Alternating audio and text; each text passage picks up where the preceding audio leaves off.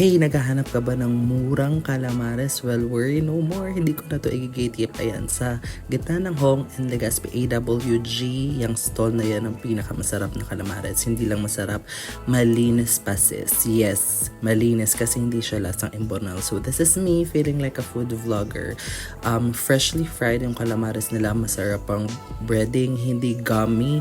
Ang squid, hindi lang siya lasang formalin. And ito yung paglalagay natin ng suka. They have the right blend ng asim at tamis. Yes. And yan, syempre kailangan mo ng stick. So this is me devouring dalawang cups actually nakain ko. So 40 pesos ang isang cup, 5 calamares na yon. And what I like about it is masarap yung breading. Hindi ko alam kung masyadong mataas yung panglasa ko pero masarap yung breading and usually dinudumog talaga yan ng tao, students especially in the afternoon. Unfortunately, hindi consistent yung days na nagtitinda sila